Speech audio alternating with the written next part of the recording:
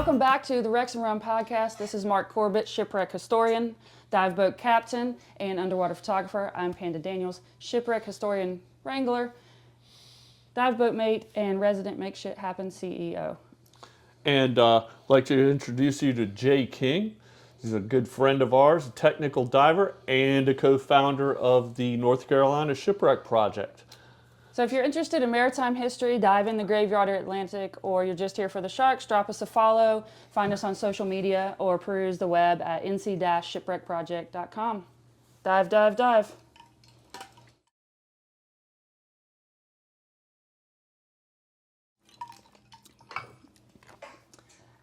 All right, Jay, thanks for joining us via the phone. Eventually we'll get to do one of these in person if we can get some dive boat days that actually go. Yeah, like actually get to go diving? Yeah.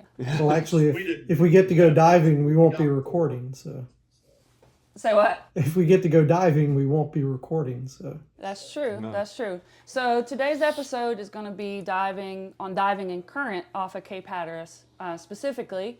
So we're going to talk about what it's like to dive in the Gulf Stream, where it meets the Labrador Current. You've got the North Atlantic Bight, the South Atlantic Bight. We've got a whole lot of waters moving in different directions and often at different speeds off of Hatteras. Yeah. So Mark, do you want to jump in on that? Yeah, so we have a real interesting conglomeration of waters that meet at Cape Hatteras, specifically at Diamond Shoals. You've got the South Atlantic Bight, that's B-I-G-H-T. That's the body of water that goes from Hatteras south down to, I believe, Florida. Mm-hmm. And then the Mid-Atlantic Bight goes from Hatteras north. So we're right on the break of two bodies of water. And then around it and through it goes the Gulf Stream. A lot of times people will tell you, how many people have you had say, oh, North Carolina, it must be cold and green? You know? A fair amount. I've traveled to some different places and people just assume, oh, we dive in dry suits a lot. And I respond, I'm like, oftentimes I don't even need really a wetsuit other than for physical things like jellyfish who like to wrap around your neck. So yeah, jellyfish stingers. You want to protect your skin from the rust on the wrecks because they can be quite sharp, and triggerfish. Yeah. And we get people coming to North Carolina who expect that stuff and show up with a dry suit, and we're like, you can wear that, but the water is 83 degrees today. And I often say, it's the same water from the Caribbean, from the tropics, only about, 3 weeks later, as long as it takes to get here at 2 or 3 knots. Mm-hmm. And what happens with this is we get some very clear, very warm water. But the negative part of it is we also get that Gulf Stream current, which can be so high that it's literally undivable. Mm-hmm. We had a little bit of experience with that this past weekend. We had some of our buddies from up in New York, the Big Apple divers, they were down, and we really wanted to dive off of the shoals. It was looking pretty good to the south, and we got out there and the water was just moving so quick. We threw a buoy in to test the water and it went completely underwater. We spent a good amount of time trying to chase it down, but it went down so fast we couldn't even reach it. I said, well, at least it didn't go under, and then it went and went straight under. And Famous last words. Current's taking the buoy down, sometimes to the bottom. Mm-hmm. Depends on how strong the current is. So we ended up moving inshore quite a bit. We had a really cool dive on the city of Atlanta, which was a new wreck to me, but is in much siltier water. Yes. And probably a little more comparable to like Jersey diving at 10 or 15 feet of visibility. Yeah. But it was a really interesting wreck. I had not been there before, so that was still a really awesome day, even though we didn't get to the shoals. I often say Jersey starts at Hatteras, because that's where that body of water starts. And this, you notice the silt on the bottom, It was stick your finger down into it. It's different than the sandy bottom that we often dive, say at the Dixie Arrow or mushier. The Proteus. Jay, have you been to the city of Atlanta? I have not. We have to put it on the list to go back. I would definitely go back. Yeah, we need to go back. So tell us a little about diving in current that you've experienced off of Hatteras, Jay. Off of Hatteras, I mean, I've had current so bad that I was literally kicking wasn't getting me anywhere. I was literally pulling myself hand over hand to get to the granny line and then shimmying down the anchor line with both hands to hold on the entire time. Makes deco when you're still anchored in pretty difficult, and makes drift deco a lot more fun. And you know, when current's running that strong, you've really got to watch that you tuck yourself in, you don't get blown off of the wreck. That's the last thing you want to do is become a drifting diver in that kind of current. So speaking of that, oftentimes in tropical destinations, in places where they don't have a lot of current, divers are trained to jump in the water positive, stay on the surface, and give the "I'm okay" to the captain or the crew on the boat. And that's absolutely something we do not do. We go in negative typically with the line in hand if we were able to anchor in. So if the current is too high, then if the folks on board are up to that skill set, we'll hot drop. Which Jay mentioned, being able to do a deco drift dive is when you're doing your decompression on a drift, hanging onto a line but not anchored in. It's a lot. You're moving with the Better on current. your shoulders. Yeah, you're moving with the current, so you're not a flag in the wind anymore. Yeah. And I would definitely highlight that go in negative. You'll hear captains yelling and screaming at people, you're drifting away, because they're playing with some piece of gear at the surface while that 1 knot current's just taking them further away from the boat. And as somebody who is likely to have to be the person to swim after you, please pay attention to the dive breathing. I have swam after a lot of customers. The first summer I worked on a dive boat, I thought it was pretty hilarious. Somebody jumps into the water and they're drifting off behind the boat and they're going like this. I'm okay. And Captain J.T. Barker looks right at him and goes, "You're not okay. You're drifting off into the Gulf Stream." So he wasn't lying. When you start drifting off behind the boat, you are headed towards England. That is where the Gulf Stream ends up. It either goes, I think, circled sort of out towards Portugal, part of it, and the other half goes towards England. And that's why it's warmer in England than it is in the corresponding latitude in Canada. Yeah, the because water of the just Gulf swirls. Stream. That's why it's foggy there too, because of that warm water. So we use, when we're able to tie in, we use something called a Carolina rig. So you go off the back of the boat, you go in negative, you got a hand on the line, you go down to the shot line, you check everything there. You're about 10 or 15 feet below the boat. You're going to make sure everything's correct, you're feeling good. If you're diving with somebody, you can wait for them to get in the water. One thing I would add about that is a lot of people try to make sort of a Carolina rig, but they put it very shallow at the back of the boat. You got to have it kind of deep so the boat, when it's bouncing up and down, doesn't hit somebody on the head. Yeah, those propellers are correct. They're like right there. Yeah. So you want to get down and into a safe zone. Take a second to check over everything and carry on down to the rig. And there's another weight off the anchor line, and then you're gonna go all the way down, hand over hand. You're not gonna let go until you get down to the chain that is anchored into the wreck. That's right. And when you first jump off the boat, like she said, you go down. A lot of times people are looking at us trying to give us the okay sign, and we're like, no, just go down. We know that if you go down, then you're okay. If you pop up, that's when we know you're not okay. So it's kind of, that's not what they teach you to do in open water scuba usually. But and this is the first reason why majority of the time we're taking advanced and above. yeah, we trained we divers. don't take open water divers on our boat anymore. Occasionally, the conditions could work out and be okay for somebody Yeah. open water, but they just change so quickly. Yeah, you can't plan around that. Yeah. At least not here. Yeah. Jay, have you had any experience with that when you were teaching people? Oh yeah, I always tried to teach that to listen to the dive briefing. You know, in some places like West Palm where they're still drift diving, but you're drifting with the boat. Yeah, you can jump off and everybody can bunch up in one group as you're drifting and then descend together. But that's not always going to be the case. It's not the case off the coast. listen to your dive briefing. What's the entry and exit procedure? And absolutely ask questions. If you miss something, if you're not sure, please ask a question and clarify for yourself. But it also shows us that you're paying attention enough to say, hey, what about this? Or if there's something different, there's likely to be something different than your home dive site. Yes, big time. And a lot of times people get scared to say anything if something doesn't look right. If something doesn't look right, there's nothing wrong with coming up and saying, hey, something's wrong down there, and let the boat crew know about it, because it's way better that we find out about it as soon as possible.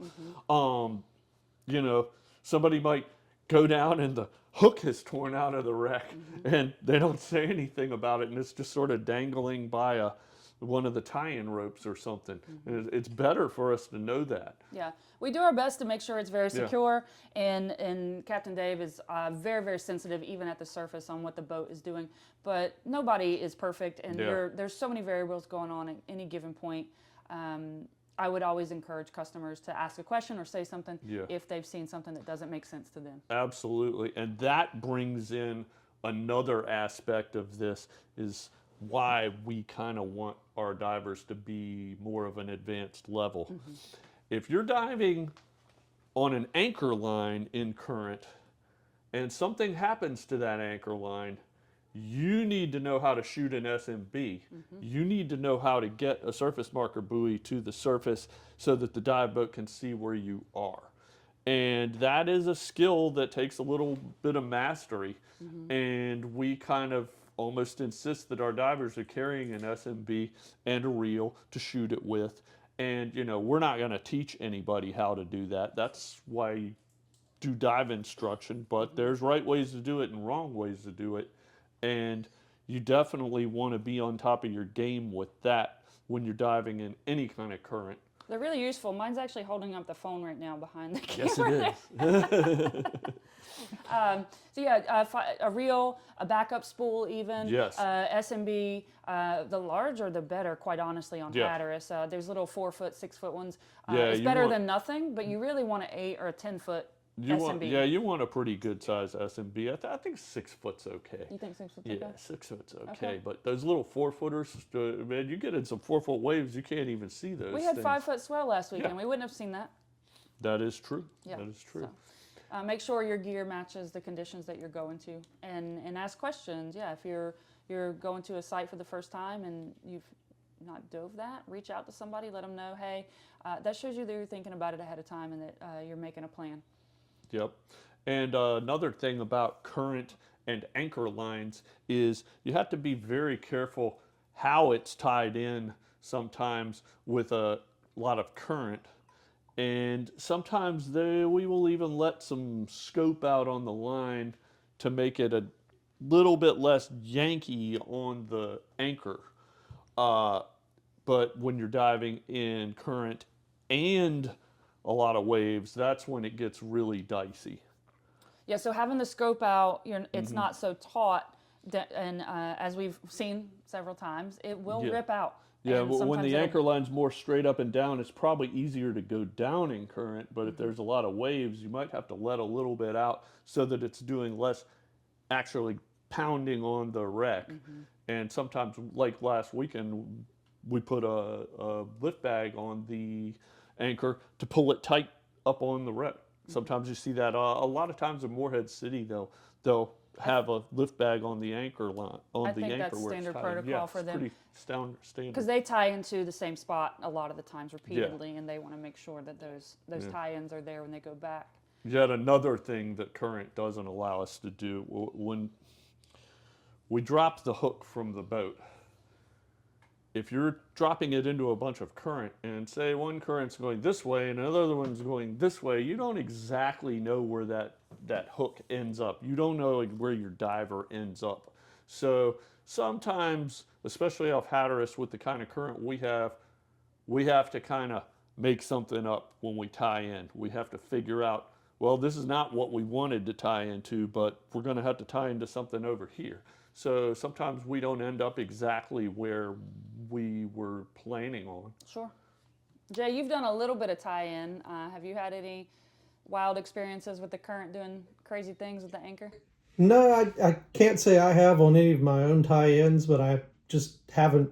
I haven't done a lot, so I just haven't had the situation arise. Um, but I have had a few tie-ins break free. Current was pulling so bad in one case that a tie-in broke free, and we were dragging part of the wreck across the bottom.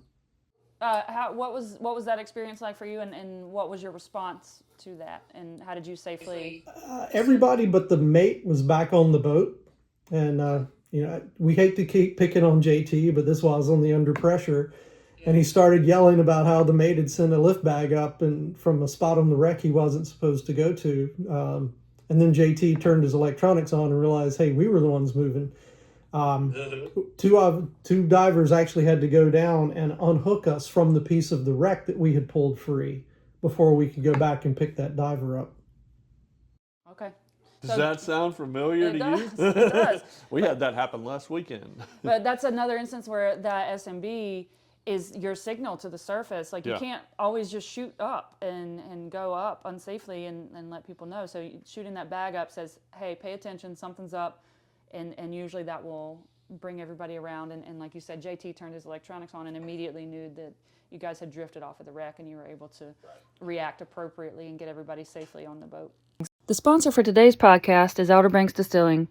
Crafted right here on Roanoke Island, Kill Devil Rum is a small batch rum inspired by the legendary Graveyard of the Atlantic. Silver, gold, pecan spiced, whatever your flavor is, there's a bottle that fits your kind of summer. They use only natural ingredients with no additives or preservatives to ensure that their products are of the highest quality. Swing by the distillery in Manio or grab a bottle of your own at the local ABC store across North Carolina and Virginia.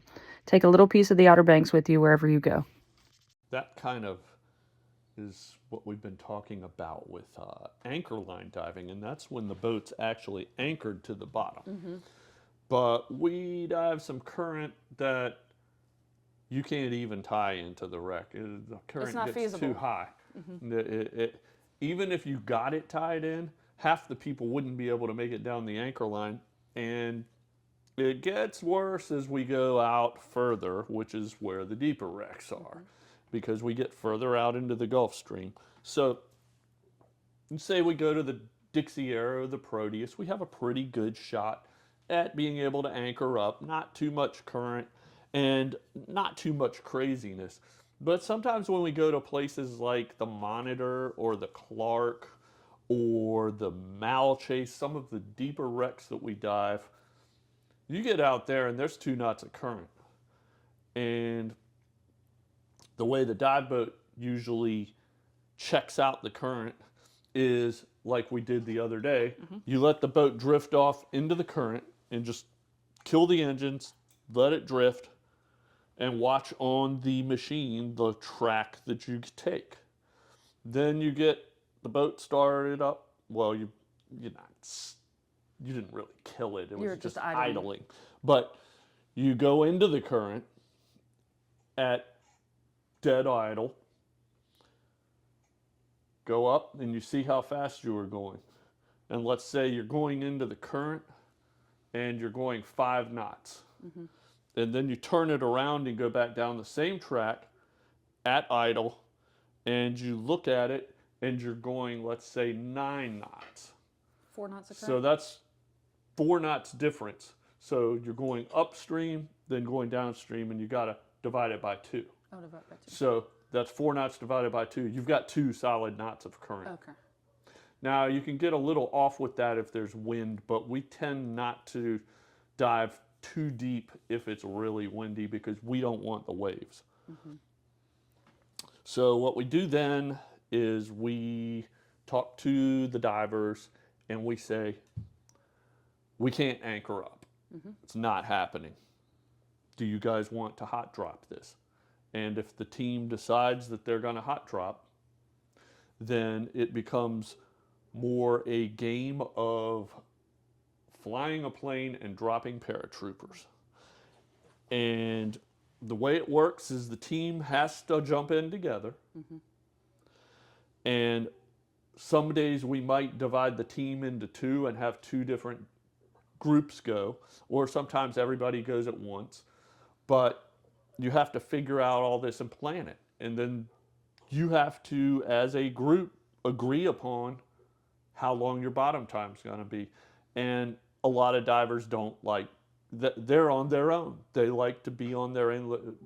You can't do that hot dropping.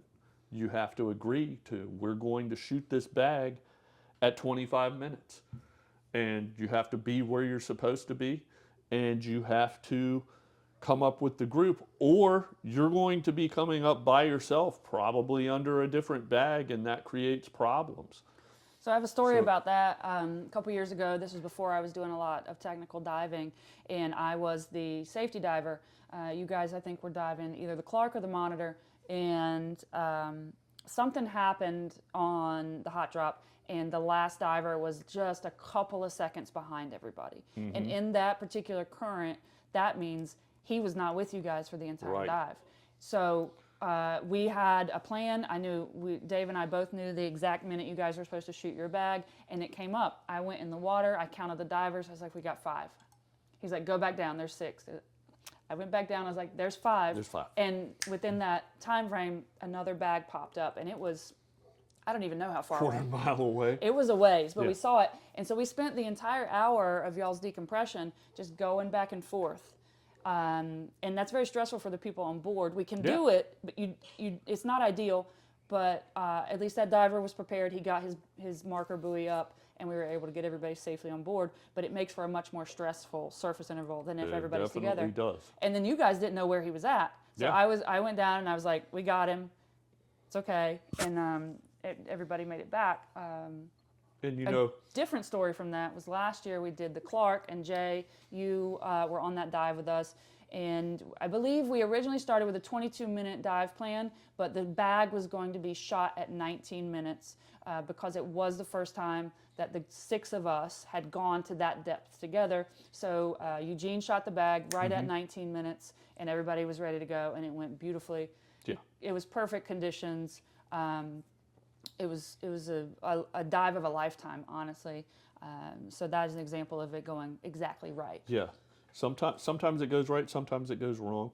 And what we do as a group is, if you have a mishap, if something goes wrong, well, you're paired up with somebody, and they're going to go back up to the surface with you, so you don't have to deal with everything alone. That's our own personal plan from our group. So for that group, we had 6 people. Jay and Brian were paired together, Eugene and Jude, and Mark and I. So if, for example, I had an issue with my clearing my ears or something, Mark and I would have went up, and it wouldn't have canceled everybody's dive. Right. And same thing for Jay and Brian. I assume that's you guys' plan that you had. I think that was Brian's deepest dive to that date as well as mine. And Jude and Eugene had done that before. Yep. Your skills have to be really high. You have to have confidence that you can shoot a bag. Somebody has to shoot a bag, and it has to hit the surface and still be attached. But we do carry a whole bunch of extra reels, and we carry a whole bunch of extra SMBs, and technical diving, you have redundant everything. Yeah, I was going to say that's the name of the game in technical diving. I think the key takeaway there, though, is even if it wasn't a 230-foot dive like the Clark was, even if it was only 130 feet in that kind of current, you got to have a plan. You need to have a buddy. You don't want 6 people drifting away with their own SMBs up at the surface. Yes. Every direction. Yeah. And another thing that a lot of people don't understand about current, they ask me, oh, I've got a reel with 200 feet of line on it, and I'm going, no, that's not going to work. They're like, how much is on yours? I'm like, I've got one that's got 700 or 800 feet on it, because when you let go of that SMB in the current, sometimes it goes sideways. Sean Harper and I let one go one time, and it took 400 feet of line until it got to the surface. So these sorts of things are just learned while we're doing it, but it's like, you got to have a lot of line. So that was twice the depth of the wreck you were on. Absolutely. We were launching it from 190 feet, and it almost let out 400 feet of line. Before it started to go because it went sideways and up. As a matter of fact, it went down the fantail and then finally started going up, I guess, when it got enough slack on it. But it was just, he was looking at me like, I was like, I guess we're going to go when it pops. So yeah, all these things get learned by doing it. And, you know, I've probably done 15 deep drift dives in my life. You know, that's not really that many. Right. You know, but that's a lot more than some people have done. But you And have we've seen things happen. over, what, 1,000 dives overall? I have no idea. Bad It's example. just work. Yeah. There's days where I do 5 dives. Yeah. It's like only one of them was only 3 minutes long, but it might have been harder than somebody's hardest dive they've ever done. It does, you know. Do you count that? Yes, absolutely. I say you do, because you learned more in that 3 minutes than you learned on the 37-minute dive after it. So if I hadn't stopped counting, I'd count that. Yes, Okay. I think Fair so. enough. What do you think you count it, Jay? I say count it. Yeah. Yeah. Lots of crazy stuff can happen down there when you're tying in too. I mean, get dragged across a wreck. It's not fun.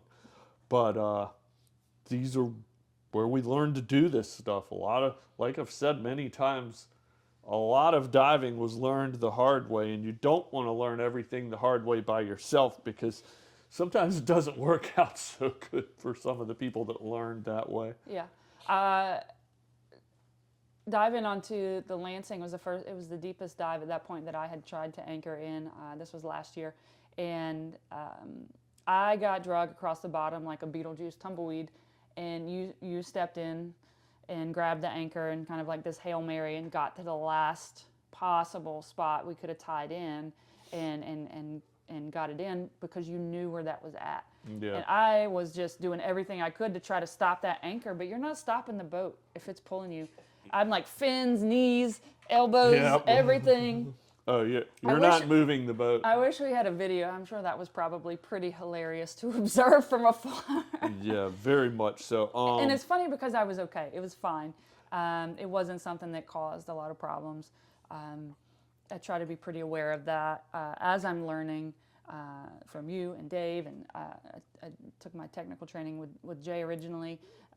So the three of us have done a lot of dives together, and I hope to continue doing plenty of dives. We have our technical week coming up next week, and Jay's coming over. You're what, 3.5 hours away? About 4.5. From Nags Head, but yeah, from Nags Head, and then of course 3.5 to Nags Head, but Hatteras. then you got to get down to Hatteras. Yeah. Jay, do you have any other interesting current stories to share? So one thing I've seen happen on at least one occasion, and this was a diver who's very accomplished. He's a cave diver. He jumped in, he was negative, but when he got down to the granny line, he decided to get neutral. And unfortunately, in that current, holding onto that line, it carried him right to the surface. We thought he was going to crack his head open on the boat, and he carried the granny line all the way back to the surface, and I was the guy that had to jump in and try to pull it back down, and almost lost a finger doing that. So that's the other thing. Another thing I would emphasize is we talked about going in negative, stay negative in that kind of current. You think getting buoyant's the right thing to do. It's not. You're just going to get carried right back to the surface.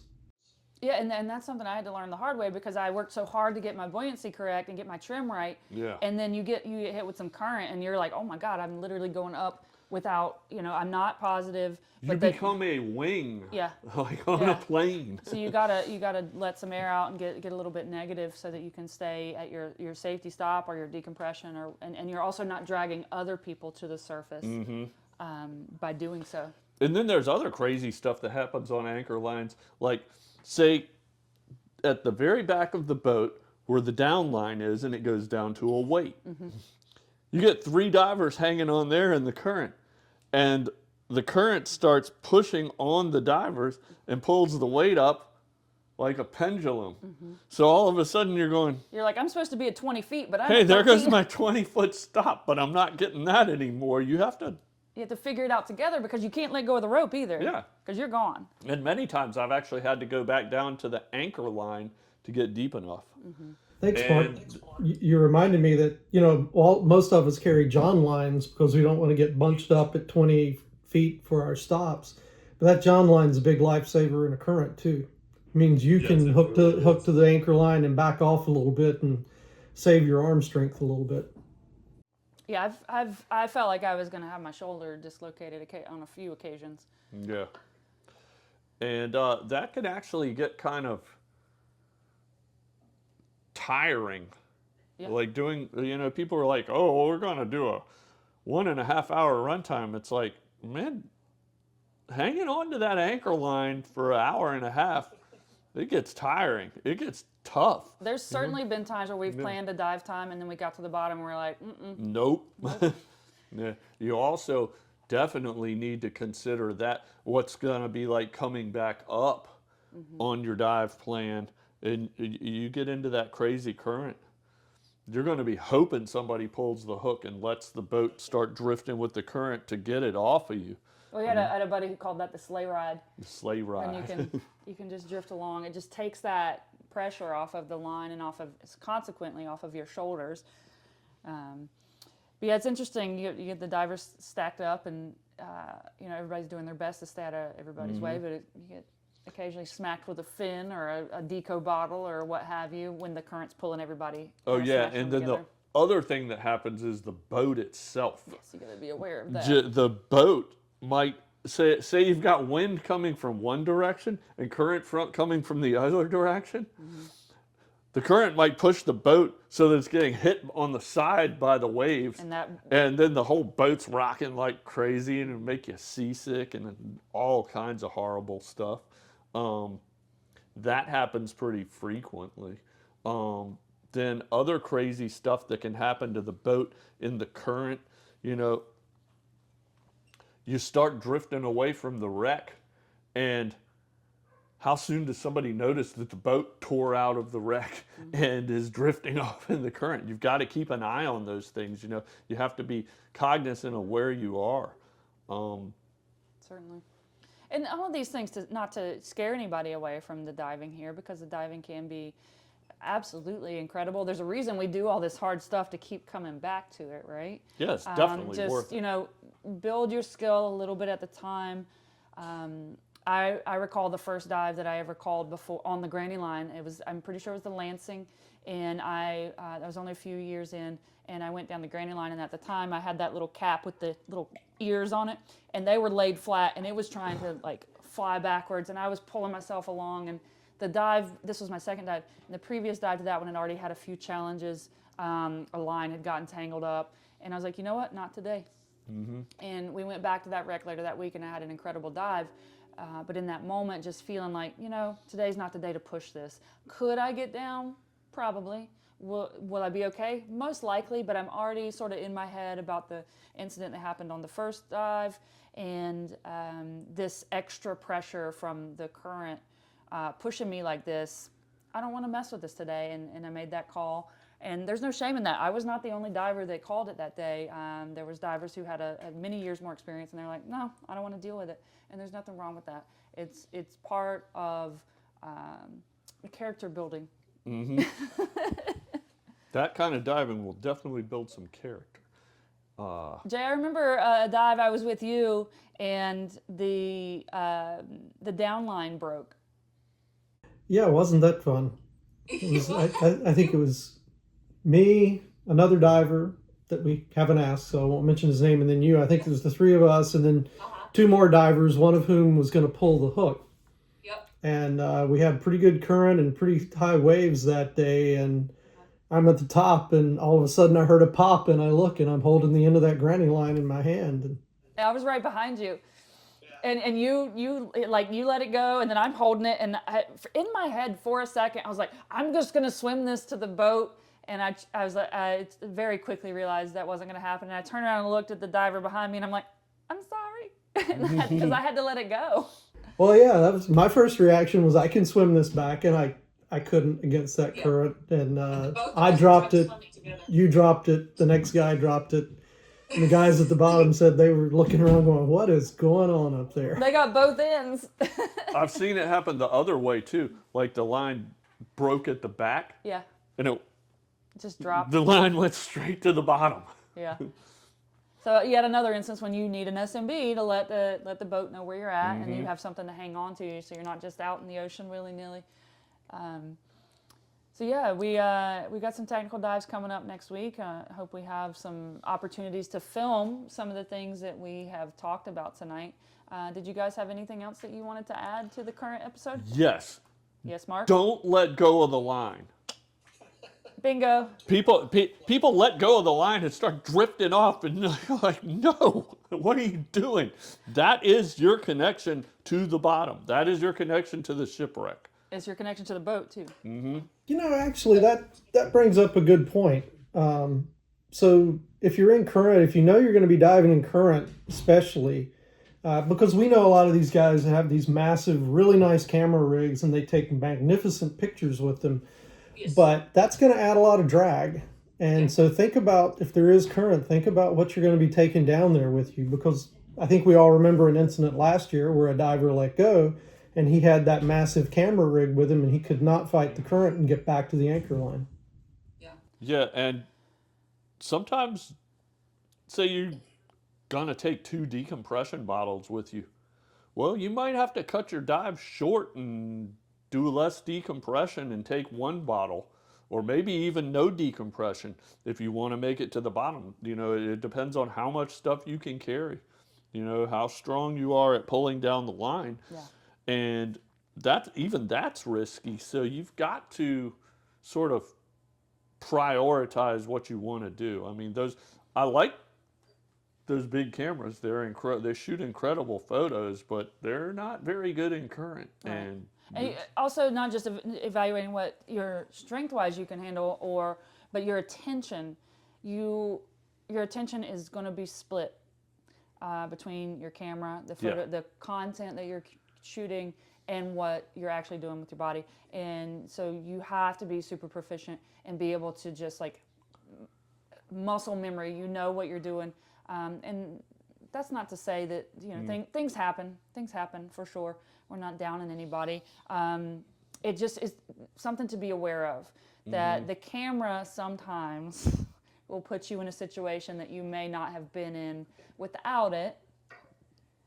But man, those pictures are really cool. The one thing I find that's very helpful with any kind of higher stress diving, you've got to know your rig. You've got to know. You should be able to go like this.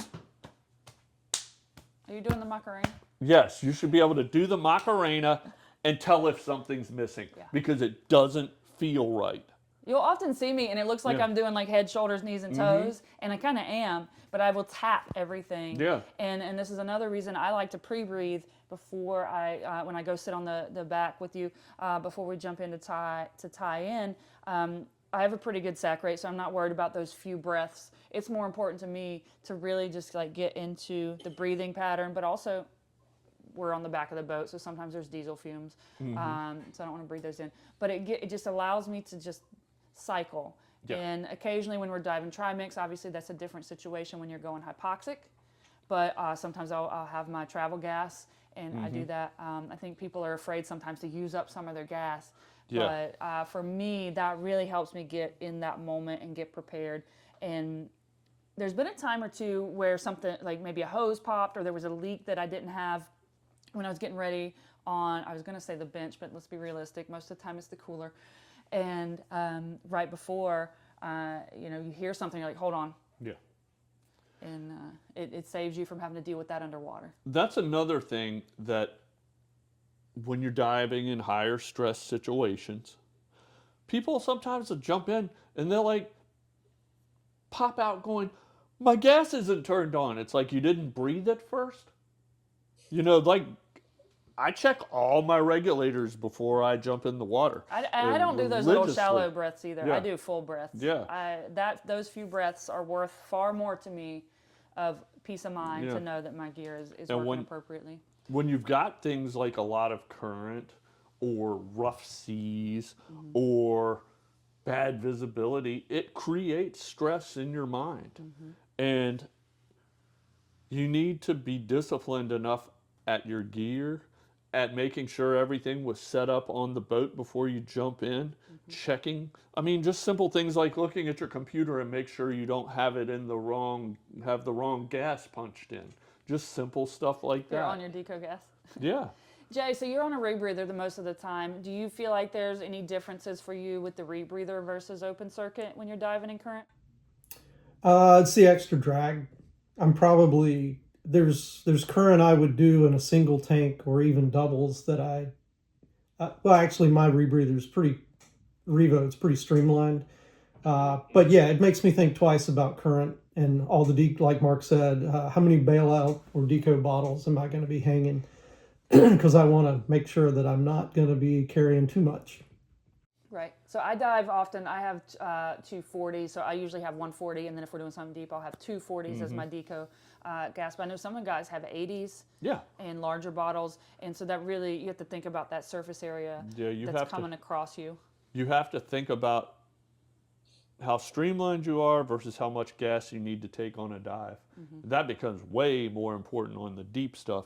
And I've noticed, rebreather guys can only pull down the line in so much current before they might overbreathe their loop or have some sort of other complication. So that actually has led to us doing more hot drop type dives, especially with rebreathers, because you start really fighting your way down to the bottom. I think the worst current I've ever jumped in on, I only jumped in on because the captain asked me to go get his anchor. He's like, do you think you can make it to the bottom and get my anchor? If not, just take your knife and cut the rope. And I did make it down there, but it was crazy. And I was huffing and puffing. I probably burned through 1,000 PSI. And that's just reality, trying to pull yourself down a line. How much current do you think that was? Oh, I bet it was real 2 knots. Yeah. I bet it was real 2 knots. Barracuda was hiding behind the wreck next to me. And he looked over at me like, this sucks. But I did get the hook. Yeah. It was kind of crazy. It had actually gone inside a pipe. Yeah. It was not coming out. Even the anchor was like, I'm out of this current. The anchor didn't want any part of it. So something to think about too, I know we've been talking about a lot of deep stuff with the current. The Hesperides on the shoals, it's like 20, 30 feet. Yeah. And the first time I ever dove that was like climbing a ladder, pulling myself across it, just hand over hand. It was a really cool experience. And that would be an example of a wreck that's probably a little more accessible to get used to some current before you're dealing with something where you're stacking up a lot of nitrogen. You're real close to the surface. That doesn't mean the water's not moving fast, because it was moving, but it's one less thing to deal with and to get some experience and feeling like, oh, if I turn my head, my mask is actually flooding because the water's coming at me. I had one of the most difficult dives I've ever done on the Hesperides. I was only 15 feet underwater, but I was trying to get the anchor line untangled from that steering quadrant. And it was terrible, and 15 feet deep. Couple other things there. I always have gloves on the wrecks off Hatteras, because if there is a lot of current, forget that, stay off of everything. I'll pull myself hand over hand on that wreck to get back to the anchor line if I have to. Absolutely. And you're dodging stinging nettles, you're dodging toadfish, the rust of the wreck itself. Everything you normally have to worry about, just worse. Lionfish. Although this year, I will say there's a drastic reduction of lionfish. Last year, right. Last year, they were covered. The wrecks were covered in lionfish, and I have seen very few. I saw a few small fry of the lionfish. So that's a good sign. We'll see what happens as the season progresses. Could be. Cool. Jay, did you have any more stories? You did mention one thing that I think freaks a lot of people out, especially if you're anchored in and you're open circuit. I've had this happen to me. Current strong enough that if you raise your face up, it will make your regulator free flow. Yes. And Free flowing regulator and flooded mask. Yeah, and people don't believe me when I say no, keep your head down, and you'll have to. Yeah. Well, one thing I've always been happy that I learned when I was doing technical diving training, my instructor insisted on no mask drills. Like, we'd do a drill, we'd learn something, then he'd make me do it with no mask on. Shoot a bag with no mask. And when stuff happens, like you turn your head and your mask gets flooded, and just being prepared to work without a mask or any other piece of your gear, having trained to do that, that's kind of important, and it becomes more important in current. Yeah. And that comes back to one of the things you said earlier, Mark, about having a consistent gear setup. That mask comes off, you know what pocket your spare's in, you know where that big reel is on your left or your right hip, so you can do it all by feel. You don't have to be able to see what you're doing to get to what you need. I know second pocket back, that's where my mask is. First pocket forward, I've got an SMB in there. It's like this stuff is locked in your head, and it makes sense to you underwater without thinking about it. But you don't get that without using the stuff. That's why you've got to practice and you've got to be experienced before you start doing the harder kinds of diving. So in North Carolina, I know it can be a little bit harder, especially for us here up in the Outer Banks. We don't have a lot of access to your basic level open water stuff. We have some of the shore dives, but even those have their parameters that can be a little stressful for brand new divers. I know Scotty Rose has an awesome program where they're bringing new divers in and they're taking them out on the boat. Jay, what would you say about Moorhead for divers wanting to gather a little more experience before they come to Hatteras? Scotty in that area, he's great. There's Olympus or Discovery; those boats they'll have trips. Kevin Littleton. Kevin Littleton, yeah. He out of the Discovery's dock, but yeah, those are all great boats for beginners. They'll take you and step you up from things like the Indra on up.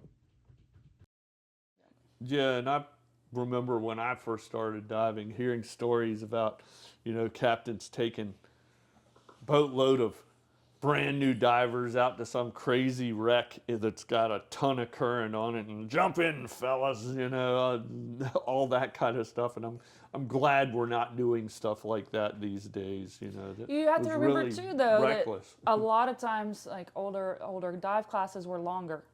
That is true. So you guys both had that experience where your original open water classes were longer. I think there's been a push from the community overall to have open water be a little more strenuous, to be a little bit longer, to give people an opportunity to get more experience under their belt before they're just, ready to roll. So sometimes you have to take it upon yourself to gather that training. Sometimes you have to seek that out. I would advise anybody who's looking into getting into diving to make sure that your training is going to get you where you want to go. We all have to start somewhere. Yeah, you definitely need to be training towards the kind of diving you want to do, especially if it's more difficult diving. Don't take shortcuts. Yeah. Shortcuts sound great when you're down in the tropics somewhere and they're like, hey, you want to take this class, and they don't teach you much of anything, and then you've got a card that you don't have the skills to use, and it just, don't take shortcuts. Yeah, and that's no shade. There's plenty of dive companies in the tropics that are wonderful, but do your due diligence, do some research, talk to people. Obviously, online groups can be a little snarky, but there's a lot of experience to be gleaned if you can. I always say find a mentor, find a couple of them, and keep asking questions so that you can. Even when you're not in the water, you're still gaining experience. You're talking through situations and scenarios that builds that trust, that builds that confidence that you're paying attention and you're not just, oh, I got it kind of deal. So. Yeah, and don't get discouraged if you call up a diver and say, hey, I'm new, I want to go on your trip next weekend. And they say, no way. That trip was planned way in advance. They've got some wrecks they're headed to, and you probably aren't ready for them. Ask them if they want to go dive something shallower one day with you. They'll probably say yes. Yeah. So that's a experience for you, Jay, since you're typically the dive group leader for your group. And yeah, I think, very welcoming to new divers, but also having, okay, so like, for example, the week next week that I was talking about, we have plans for some certain dives. So that would not be an example of a time to get somebody who's got 20 dives under their belt. Yeah. Yeah, we're not going to bring somebody like that for those depths and those circumstances. Now, that would be another thing. If you're ever in a situation where a dive boat is willing to take you somewhere that's beyond your ability, something's wrong. You shouldn't be taking new divers to challenging sites. You should be building people's skill level up. And, sometimes that happens. Don't let somebody talk you into going somewhere you're not capable of diving. Don't let somebody talk you into something that scares you. You need to be ready for these things, not scared but did it because something was, they told me I could do it. You've got to be smart about these things. You're responsible for your own self. Yeah, you're And knowing how to say no when it doesn't feel right. Just even if you're just off that day, you've got a little bit of a sinus headache, something's weird, whatever it may be for that particular day. But I think we've pretty much well covered the topic of current. We may come back and do another episode eventually and bring some more information. But and we'll do some more Diver's Guide subjects. Yeah. So let us know what you think of the Diver's Guide subject matter. We've please look it up on our website. We've got a diving and current page. Yeah, and none of this stuff substitutes for proper training. We're just sharing our experiences and our opinions. Seek out proper training for sure. But yeah, this is the first one that we've done on the Diver's Guide. Most of the other ones have been on a shipwreck specific topic. So we want to change it up and kind of keep things interesting. If there's a topic that you want to see us talk about, we'd love to hear about it. And if you guys have any stories about diving and current that you think we'd find interesting, feel free to share those with us. That helps build community, and you can always learn from somebody else's experiences. And I always say, like, the next best thing to diving is talking about diving. So that includes you guys that are out there watching this. We appreciate all the continued support. For sure, we wouldn't be doing this without everybody who keeps offering us that. It's a really humbling experience to be able to create this content, and you guys seem to enjoy it. So I think we'll wrap it up. Thanks, Jay, for joining us. Good to see you via guys. the phone. Yeah, good to see we'll you do guys. some I'll in-person be there in stuff. person next week. We'll have to shoot a couple We'll episodes. see you next week. Yeah. All right. Thanks, everybody. You guys have a good night, and we'll see you later.